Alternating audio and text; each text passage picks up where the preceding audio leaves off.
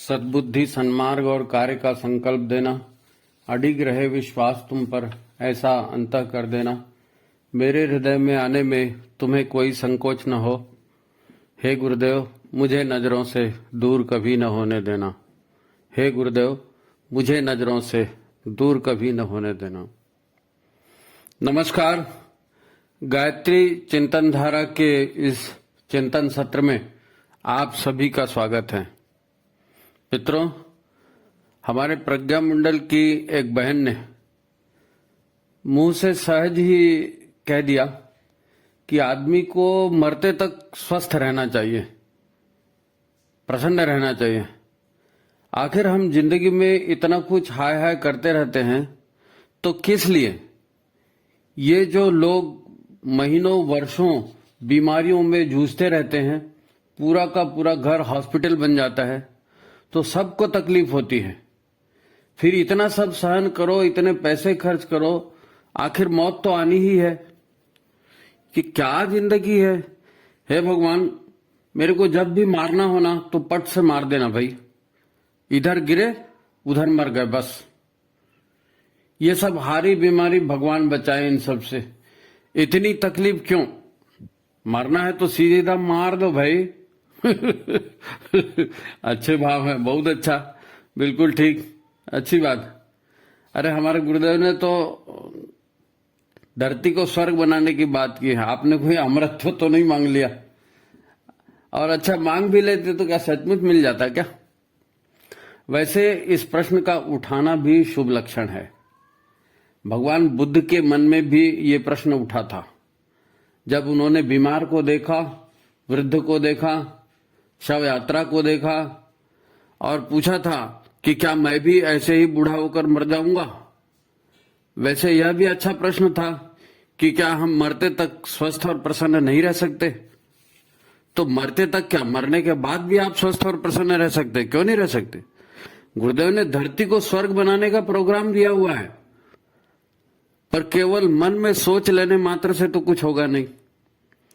दुनिया से हटकर कुछ चाहते हो तो दुनिया से हटकर कुछ करना भी तो पड़ेगा। तो आज हम इसी बात पर चिंतन करेंगे कि कैसे व्यक्ति प्रसन्न मन से शरीर छोड़ सकता है या मरते तक स्वस्थ प्रसन्न रह सकता है ना? तो बड़ी महत्वपूर्ण चर्चा होने वाली है। अंत तक चर्चा में बने रहें और अच्छा लगे तो चैनल को लाइक करिए, शेयर कीजिए। जिन्होंने अब तक चैनल को सब्सक्राइब नहीं किया है वे सब्सक्राइब भी कर लें। तो ठीक है, आज का ये प्रोग्राम शुरू करते हैं अपन। मित्रों, कुछ मूलभूत बातें हैं जो हमेशा याद रखनी चाहिए, उन्हें भूलना नहीं चाहिए।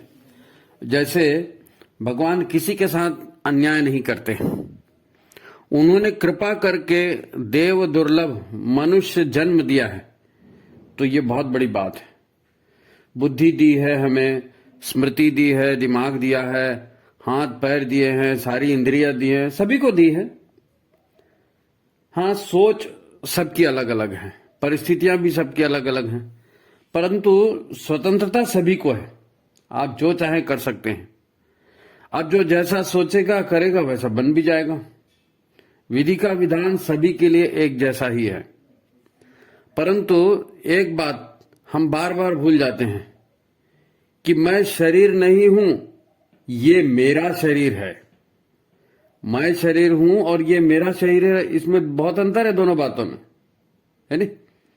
यह शरीर मुझे विधि के विधान से अपने पूर्व के विचारों, संस्कारों और कर्मों की वजह से मिला है। मेरी मनस्थिति और मेरी परिस्थिति मेरे ही विचारों, इच्छाओं और कार्यों की वजह से मुझे प्राप्त हुई है। यह मूलभूत बात है, इसको भूलना नहीं चाहिए। अच्छा, लोग बढ़िया से बढ़िया खाते हैं, पीते हैं, फिर भी 18-20 साल से उनके बाल पकने लगते हैं। 30-35 की उम्र में आते तक बाल झड़ना शुरू हो जाते हैं, चेहरे पर झुर्रियां पड़ने लगती है ना? कब्ज हो जाती है, सिर दर्द हो जाती है और दांतों की तकलीफ चालू हो जाती है। एक रेंज बन गई है, 35 से 45 तक की उम्र तक लोगों को जनरली एसिडिटी, गैस, आंखों की तकलीफ और दुनिया भर का टेंशन चालू होता है। फिर 50-60 के आते तक शुगर, बीपी, घुटने का दर्द, कमर का दर्द और लाइन लग जाती है बीमारियों की, है नहीं? दवाइयां करते हैं, कुछ आराम मिला तो दूसरी तकलीफ चालू हो जाती। पारिवारिक परेशानियां अलग। अब सुख से रहे तो कैसे रहे? तब आदमी सुख से मरने की सोचने लगता है और यही ख्याल आता है दिमाग में कि हे भगवान, कम से कम मरते समय हमको ऐसी तकलीफ मत देना। तो बात समझने, अनुभव करने की है।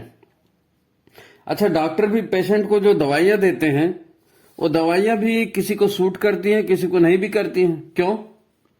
क्योंकि बीमारी के लक्षण एक जैसे हों तो भी बीमारी के कारण अलग अलग हो सकते हैं। फिर हर बीमारी की दवाइयां हो कोई जरूरी तो है नहीं, और उनके पास वैसी दवाइयां नहीं होती तो फिर वो साइकोलॉजिस्ट के पास भेजते हैं, फिजियोथेरेपिस्ट के पास भेजते हैं, है नहीं? यह डॉक्टर भी कह देता है मैंने दवाइयां तो दे दी है, परंतु आप टेंशन से बचो, ज्यादा गुस्सा नहीं करना, प्रसन्न रहा करो, खेलो, लाफ्टर चैलेंज देखो, हंसी मजाक करो, ज्यादा सीरियस मत रहा करो भाई, 1-2 महीने में सब अपने आप ठीक हो जाएगा। अब इस सलाह का क्या मतलब? वास्तव में हम जिसे बीमारी कहते हैं वो क्या है? उसे कहते हैं डिसऑर्डर। डिसऑर्डर माने किसका डिसऑर्डर? तो नेचर के सिस्टम का डिसऑर्डर। मतलब इसका मतलब क्या होता है? इसका अर्थ साफ है कि हमारे शरीर के भीतर जितने भी सिस्टम काम करते हैं उनकी अपनी फूड सप्लाई है, उनकी अपनी एनर्जी सप्लाई है, उसका अपना चैनल है। अनुपयोगी रसायनों को, पानी को, गंदगी आदि को भी शरीर से बाहर निकालने के सिस्टम है ना? डिसऑर्डर माने ये सिस्टम टूट गया या रुक गया और कचरा या गंदगी यहां वहां जमा हो गई। फलस्वरूप हमारे शरीर के भीतरी अंग काम नहीं कर रहे हैं, सूज गए हैं या उल्टा काम करने लगे हैं, है नहीं? या उनमें दर्द आदि पैदा हो गया है। यह है डिसऑर्डर का मतलब। आपको जितनी भी बीमारियों के नाम मालूम है वो सभी नेचर या प्रकृति का सिस्टम फॉलो नहीं करने से उत्पन्न होने वाले लक्षणों के अलग अलग नाम है नहीं? हाँ, एक और बात होती है कि एक सिस्टम खराब हो जाता है तो वो सिस्टम अन्य सिस्टम को भी खराब करने लगता है, या शरीर भीतर से कमजोर हो जाता है तो बाहर के जीवाणु कीटाणु भी हमारे शरीर को वैसे ही खाने लगते हैं जैसे गेहूं चने में घुन लग जाता है, कीड़े लग जाते हैं। ऐसे ही बाहर के जीवाणु कीटाणु भी तभी खाते हैं जब शरीर भीतर से कमजोर हो जाता है। अच्छा, हर तकलीफ अच्छा खाने से या अच्छा एक्सरसाइज करने मात्र से ठीक हो जाए ये जरूरी नहीं है। ये तो जरूरी है कि पेट साफ रखना चाहिए, सही नींद लेना चाहिए, ये सब जरूरी है। पर हम बात क्या कर रहे हैं? हम कह रहे हैं कि मरते तक स्वस्थ प्रसन्न कैसे रहें, यह हमारा मूल विषय है। हाड़ मांस रक्त की बात है, इसके पोषण के लिए रासायनिक पदार्थों की जरूरत है। शरीर से कचरा निकलता है तो वह भी रसायन है। फिर भीतरी अंगों के काम भी तरह तरह के रसायनों के जरिए ही, हार्मोन्स के जरिए ही, एंजाइम्स के जरिए ही पूरे होते हैं। हम खाते तो हैं दाल चावल रोटी सब्जी, फल दूध दही, है नहीं? इन्हीं से ये रसायन बनते हैं। इनकी हजारों छोटी छोटी फैक्ट्रियां हमारे पूरे शरीर में लगी हैं और लगातार काम भी करती हैं। हमारा चेतन और अचेतन मन हमारे दिमाग, हमारे नर्वस सिस्टम के न्यूरॉन्स के जरिए इन सारे सिस्टमों को कंट्रोल करते हैं। हमारे शरीर में लगभग 60 ट्रिलियन सेल्स हैं, छोटे छोटे 60 ट्रिलियन। इन सभी में कई तरह के प्रोटीन, केमिकल सब बनते रहते हैं। अच्छा, आपको लैट्रिन बाथरूम की सूचना मिलती है, भूख प्यास की सूचना मिलती है, ठंडी गर्मी की सूचना मिलती है, आप तुरंत सक्रिय हो जाते हैं, है नहीं? ये नेचुरल बात है। आपकी आंखें नहीं देखती, आपके कान नहीं सुनते, हाँ कान नहीं सुनते, जीभ स्वाद नहीं लेती, ये केवल इलेक्ट्रिकल सिग्नल्स को दिमाग तक भेजते हैं। आंखों के जरिए, जीभ के जरिए, कान के जरिए इलेक्ट्रिकल सिग्नल्स दिमाग तक जाते हैं, न्यूरॉन्स लेकर के जाते हैं और वहां दिमाग में चित्र बनता है, वहां दिमाग में स्वाद का अनुभव होता है, वहां दिमाग में आपकी आवाज, आप आवाज को पहचानते हैं, किसकी आवाज है, ढोलक है, तबला है, लता मंगेशकर, किशोर कुमार, वो सब दिमाग के अंदर कान से नहीं सुनाई देता, अनुभव होता है मस्तिष्क में। आपको मान लो कोई बुरी खबर मिली, यानी इस सिस्टम को समझिए ना, आपको बता रहे हैं कि मान लो आपको कोई बुरी खबर मिली। अब ये अंदर में गतिविधि क्या चलती है? आपको खबर मिली कि दोस्त के मोटरसाइकिल का एक्सीडेंट हो गया, पता चला दिमाग में बुरी तरह चोट लगी। अब होता क्या है, कानों से ये ध्वनि संकेत आपके दिमाग में पहुंचे, वहां से बुद्धि के पास इन संकेतों को भेजा गया, क्योंकि बुद्धि विश्लेषण करती है अब क्या करना चाहिए भाई। तो तुरंत ऐसे कई केस जो आपकी याददाश्त में है, आपकी मेमोरी में है, आपकी स्मृति में है, उनकी कई फाइलें आपके दिमाग में थी, मेमोरी में थी, वो सारी फाइलें एकदम भग से खुल जाती। पुराने कई एक्सीडेंट जो हो चुके लोगों को वो सब आपको याद आते हैं, है नहीं? जो इससे कम खतरनाक भी हो सकते हैं, अधिक दर्दनाक भी हो सकते हैं, सभी तरह की घटनाओं के वो तुरंत जैसी आपके कान से दिमाग में बात गई कि दोस्त का एक्सीडेंट हो गया, वहां वो सारे पिक्चर हो गए कि पता नहीं ऐसा तो नहीं हुआ, ऐसा तो नहीं हुआ।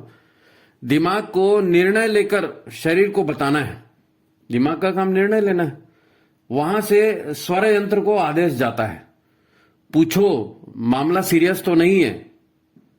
स्वर यंत्र माने गले में आपको खबर मिली कि दोस्त का एक्सीडेंट हो गया, तो आप पूछते हो ना भाई कितना सीरियस मामला तो नहीं है।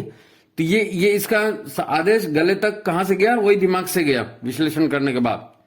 अच्छा, केवल वहां तक नहीं गया, वही इलेक्ट्रिकल मैसेज आपके आंखों तक भी पहुंचा, सारे संवेदनशील अंगों में पहुंचा है।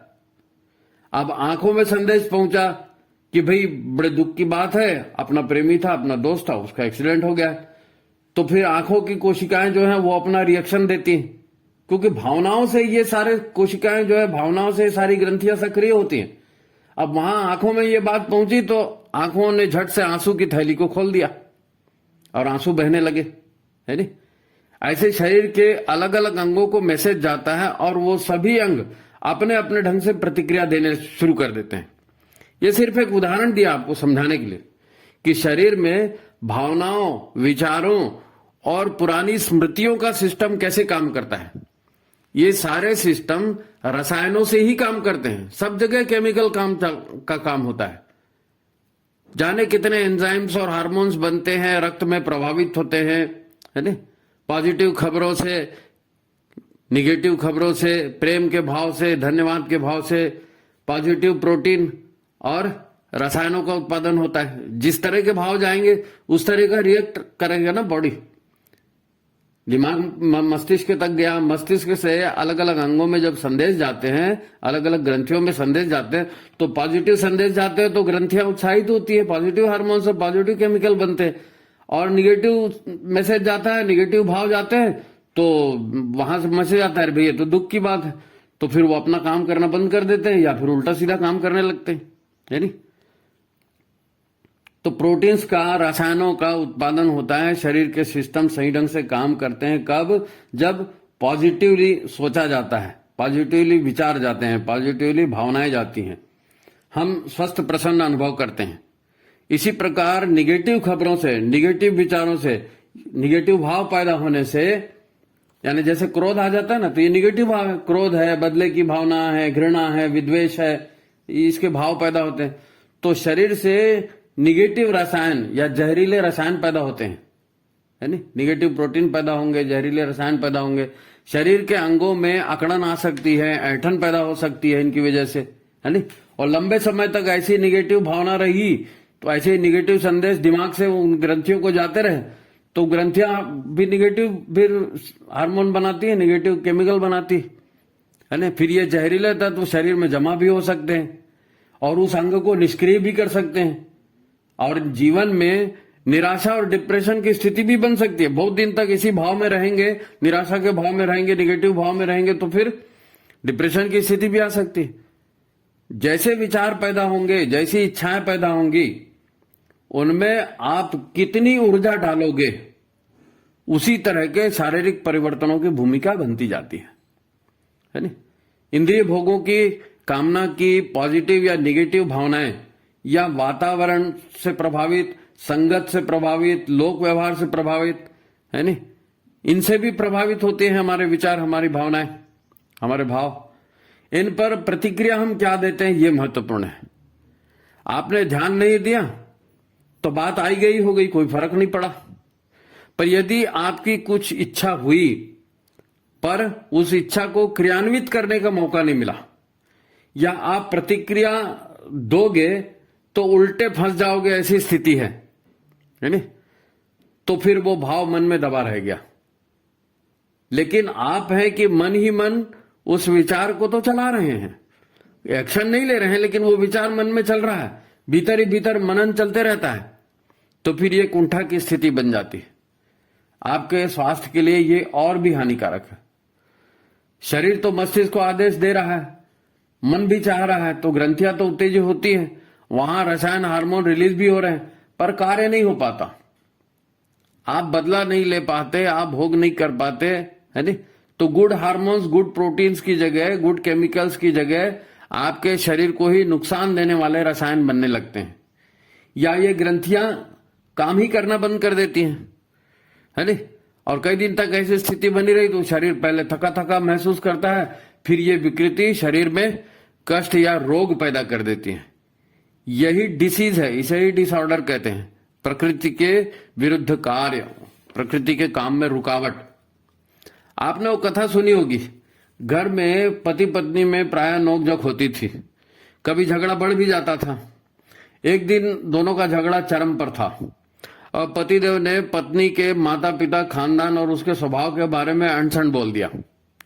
अब पत्नी का गुस्सा भी 7वें आसमान पर, है नहीं? बार बार के ताने से भड़क गया था। पत्नी जो है बिल्कुल मरने मारने के मूड में आ गई थी, अत्यंत क्रोध भाव से भर गई थी पत्नी। तभी उसका सोता हुआ दूध मुहा बच्चा था, पास में सो रहा था, वो जाग गया और जाग के रोने लगा हल्ले के चक्कर में। अब पत्नी क्रोध भी कर रही है, 7वें आसमान पर क्रोध है, उसे बहुत गुस्सा भी आ रहा है। पति को मारना था, लेकिन इधर बच्चे को दूध भी पिलाना था, क्योंकि बच्चे की क्या गलती भाई, वो बेचारा उठ गया, उसको भूख लगी, उसको दूध भी पिलाना था। तो उसने कहा पति कहाँ जाएगा, बाद में मार लेंगे, अभी बच्चे को पिलाते हैं दूध। अब वो गुस्से के भनभनाई पत्नी ने अपने बच्चे को अपना दूध पिलाने लगी, है नहीं? ऐसे समय जबकि मां के शरीर में तीव्र निगेटिव या जहरीले रसायन पूरी ताकत से छलबला रहे थे, तो यही सब बच्चे के शरीर में उतर गए। दूध तो बच्चा पी गया, लेकिन फिर उठ नहीं पाया और कुछ समय बाद उसकी मृत्यु हो गई। आप याद करें, आदमी हत्या कब करता है, आत्महत्या कब करता है? ऐसे ही निगेटिव भावों के दबाव में दिमाग में ऐसे रसायन पैदा हो जाते हैं जो बड़े से बना अनिष्ट उससे करवा लेते हैं, है नहीं? क्रोध में, बदले की भावना में ऐसे हार्मोन्स पैदा हो जाते हैं और आदमी असंभव जैसे दुष्टतम काम को भी कर जाता है।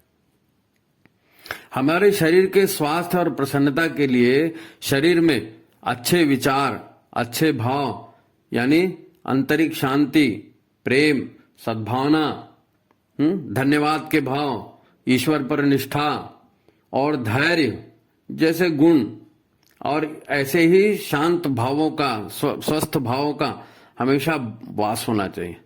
हमें ऐसे शांत प्रेम वाले भाव में रहना चाहिए, आंतरिक शांति, है ना? ये सारी चीजें जरूरी। इसी से हमारे मन मस्तिष्क में शांत और प्रसन्नता के भाव पैदा होते हैं, है ना? आपको मतलब पूरे हमारे शरीर में 60 ट्रिलियन कोशिकाएं हैं, 60 ट्रिलियन। और आपके दिमाग में जो भी भाव पैदा होता है वो नर्वस सिस्टम के द्वारा, न्यूरॉन्स के द्वारा पूरे शरीर में विद इन सेकंड सर्कुलेट हो जाता है, और सारी कोशिकाएं उसी भाव के अनुसार शरीर में काम करना शुरू करती हैं, जैसे भाव आपके दिमाग में हैं या पैदा हो रहे हैं। यानी शरीर का रग रग आपका पुलकित हो जाता है नहीं? आप प्रेम में उत्साहित हो जाते हैं, मन निर्मल होता है, तो ऐसे अच्छे हार्मोन और रसायन बनते जाते हैं जो आपकी बनी बनाई बीमारी को भी ठीक कर सकते हैं, है ना? बहुत सी बीमारियां होती हैं, आप डॉक्टर बोलते हैं ना आपको, आप सोचो जी आज अच्छे ठीक हो जाओगे, 2 हफ्ते में ठीक हो जाओगे, 1 दिन में ठीक हो जाओगे, 15 दिन में। कई लोग तो ये डॉक्टर के पास जाते हैं, सोचते हैं नहीं इस डॉक्टर का हाथ लग गया माने ठीक हो जाएंगे। वो दवाई खाया से नहीं है, लेकिन उसके अंदर में पॉजिटिव रिएक्शन चालू हो जाता है, क्योंकि दिमाग ये कह देता है कि अब मैं ठीक होने वाला हूं, अब मैं बीमार होने वाला हूं, अब मेरी अच्छी हालत है, अब मेरी बुरी हालत है। दिमाग जो भी संदेश शरीर की कोशिकाओं को देता है, वैसे ही पॉजिटिव या निगेटिव हार्मोन बनने लगते हैं और शरीर वैसे ही प्रसन्न या रोगग्रस्त हो जाता है। आपसे कहा जाता है ना, शांत हो जा बेटा, भगवान सब देखते हैं, चिंता मत कर, सब ठीक हो जाएगा। तुमने बुरा नहीं किया तो तुम्हारा भी भला नहीं होगा, बुरा नहीं होगा, है नहीं। उसने गाली दे दिया तो शरीर पे घाव तो नहीं लग गया ना, है? गाली कौन तुम पर चिपक गई? उसने गाली दे दी, तुम गाली को मत लो, बात खत्म। लोग कहते हैं गुस्सा आ जाए तो ठंडा पानी पियो, है नहीं। कई लोग कहते हैं गुस्सा आ जाए तो 1 2 3 4 गिनती करो या वहां से हट जाओ, पर किसी तरह की प्रतिक्रिया मत दो, है नहीं। किसी तरह की प्रतिक्रिया मत दो। उसने गलत किया तो वो ही भरेगा। ये सारी समझाइश आपको भी मिली होगी, है नहीं। आपको भी किसी न किसी ने कभी क्रोध में कभी इसमें आपको समझाया होगा। इनसे अंतरंग को शांत बनाने में मदद मिलती है। शरीर का रासायनिक संतुलन बिगड़ नहीं पाता और स्वास्थ्य पर बुरा प्रभाव भी नहीं पड़ता। अच्छे स्वास्थ्य के लिए बुद्धि का निर्मल होना और मन का शांत होना ये प्राथमिक बात है। शरीर प्राणवान बना रहे, निष्ठावान बना रहे, प्रसन्न बना रहे, है नहीं। ऊंचे लक्ष्यों का निर्धारण करें हम जिंदगी में, बड़े टारगेट लें, लोक सेवा के टारगेट लें, है नहीं, और उसमें लगे रहें। फालतू की बातों में ध्यान मत दें, है ना। जरूरत से ज्यादा ऊंची ऊंची कामनाएं करना, ऊंचे असंभव टारगेट उठा लेना, है नहीं, जो हमारे बस में नहीं है, हमारी क्षमता में नहीं है, ऐसे टारगेट ले लेंगे तो फिर वो कैसा होगा? वो तो काम हो नहीं सकता। तो फिर ऐसा होता है तो क्या होता है? हम ऊर्जा विहीन हो जाते हैं, निराशा में घिर जाते हैं। क्यों? क्योंकि हमारे मस्तिष्क को सबसे ज्यादा ऊर्जा की जरूरत होती है। मस्तिष्क का काम क्या है? मस्तिष्क का काम है समस्या का समाधान निकालना। अब जो हो ही नहीं सकता तो वो टारगेट कैसे पूरा होगा? लेकिन मस्तिष्क है कि सोचे जा रहा है, सोचे जा रहा है, सोचे जा रहा है। अब हो ही नहीं सकता, तरीका ही नहीं है उसका, लेकिन मस्तिष्क सोचे जा रहा है। तो फिर वहां से आपके पेट में, आपके हृदय में और पूरे शरीर में निराशा के मैसेज जाते हैं। और निराशा के मैसेज जाते हैं तो जहां पूरा शरीर जो है वो फिर शिथिल हो जाता है, शरीर के अंग ढंग से काम नहीं करते, है ना। पेट भी काम नहीं करेगा ठीक से, हृदय भी काम नहीं करेगा, सारे शरीर में निगेटिव रसायन बनने चालू हो जाएंगे। ऐसे में डॉक्टर कितनी भी दवाइयां दे दें, कोई प्रभाव नहीं पड़ेगा। इसी को कहते हैं जब आदमी जिंदगी से हार जाता है और खुद ही मरना चाहता है तो डॉक्टर कितनी भी दवाई दे वो कैसे ठीक हो सकता है? आपने प्यार में धोखा खाए लोगों को देखा है? अब आप प्यार तो जबरदस्ती किसी से नहीं पा सकते ना। बहू से प्रताड़ित सास या सास से प्रताड़ित बहू का हाल कैसा हो जाता है? परीक्षा में फेल हो गए, व्यापार में घाटा हो गया, तो लोगों का मन बार बार वही जाता है।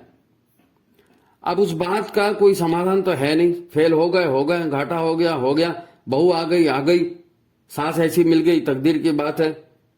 कई लोग तो पड़ोसी की प्रगति देख के कुंठित हो जाते हैं। अब पड़ोसी मेहनत कर रहा है, तरक्की कर रहा है और आप नहीं कर रहे, तो आप उसको देख के जलते क्यों हो भाई? उसको देख के जलने से आप ठीक हो जाओगे क्या? लेकिन ऐसे में दिमाग लगा रहता है और कुंठाग्रस्त हो जाता है, तो कभी भी अच्छे रसायन शरीर में नहीं बनते, बुरे रसायन बनते हैं। अंगों का शिथिल हो जाना, ये सारे उपद्रव चालू हो जाते हैं, है ना। अब अगर आपको जिंदगी भर अगर स्वस्थ प्रसन्न रहना है तो इसकी तैयारी ये नहीं है कि आप क्या खा रहे हो, कौन सी दवाई खा रहे हो, कौन सा डॉक्टर के पास जा रहे हो। आप अपने शरीर की आंतरिक व्यवस्था को कैसे मैनेज कर रहे हो। अगर आपने भीतरी मैनेजमेंट ठीक कर लिया तो आप मरते तक क्या अगले जन्म में भी सुख से रहोगे। वैसे आज की बात यहां पर हम थोड़े में समेटते हैं क्योंकि टाइम ज्यादा हो रहा है। आप कहेंगे तो इस पे फिर और भी एपिसोड बनाएंगे, है ना। आपका ये सोचना अच्छी बात है कि आप जीवन भर सुख शांति से रहना चाहते हैं, तो इसके लिए सबसे जरूरी बात यही है कि आपको अपने आप के बारे में, अपने जीवन के बारे में पूरा ज्ञान प्राप्त करना चाहिए, है ना। आध्यात्म क्या है? आध्यात्म है अपने अस्तित्व की खोज। जिस प्रकार सांसारिक सफलता के लिए पढ़ना सीखना पड़ता है, वैसे ही हमारा एक आध्यात्मिक जीवन भी है। आध्यात्मिक जीवन के मिला है, इसीलिए तो शरीर मिला, इसीलिए फिर हम सांसारिकता में फंसे। वैसे हमें अध्यात्म के बारे में रुचि लेनी चाहिए। मैं क्या हूं, मेरा शरीर क्या है, जीवन क्या है ना। तभी तो ये सब समझ में आएगा। जो भी जीवन में होता है उसको देखना चाहिए, गंभीरता से उसके निष्कर्ष निकालने चाहिए। यहाँ तो मशीन के जैसे जिए जा रहे हैं, तो फिर सोचने समझने का टाइम ही नहीं है, तो कैसे बनेगा? हमें जीवन में क्या करना चाहिए, क्या नहीं करना चाहिए। अब आध्यात्म को लोग केवल पूजा पाठ भजन कीर्तन समझ लेते हैं, तो ऐसा नहीं है। आध्यात्म खाली पूजा पाठ भजन कीर्तन में मत समेट देना, ऐसे में धोखा होगा। हमें अपने आप को जानना, अपने आप को समझना, अपनी हालत को लगातार सुधारते रहना है। भीतर की विचारों की, भावनाओं की, अपनी ऊर्जाओं की व्यवस्था ये जागृत रहकर बनानी है। जागृत, अच्छे बुरे अवसर सबके सामने आते हैं, सवाल है आप कैसा रिएक्ट करते हो। तो वो रिएक्ट करना ये जागृति पर निर्भर करता है, कहां रिएक्ट करना है, कहां शांत रहना है, सोच समझ के करना पड़ेगा। तो जीवन, यही तो जीवन साधना कहलाता है। जीवन साधना और कुछ नहीं है, यही अपने आप को साधना, अपने मन को साधना। आप जीवन की साधना में लगेंगे तो न केवल सुखी प्रसन्न रहेंगे, है ना, और सुखी जीवन जी सकेंगे, बल्कि आपका अंत भी कल्याणकारी ही होगा। तो यही, इस बात को यही समाप्त करते हैं। अगर जमेगा दूसरा एपिसोड आप लोग कहेंगे तो बना देंगे। मित्रों, आप हमारे कार्यक्रमों को देखते हैं, अपने विचार कमेंट बॉक्स में जरूर लिखा करें। आपके कमेंट आने चाहिए, आपकी डिमांड आनी चाहिए, किस विषय पर आप क्या चाहते हैं। अब प्रज्ञा मंडल में प्रश्न उठा, हमने आपको एक चर्चा दे दी उसके विषय में, है नी? तो आपसे निवेदन है, इस चर्चा को दूर तक फैलाएं, एपिसोड को लाइक करें, शेयर करें, और जिन्होंने सब्सक्राइब नहीं किया वो सब्सक्राइब भी कर लें। तो आज की बात यहीं समाप्त करते हैं। सभी को प्रणाम, नमस्कार।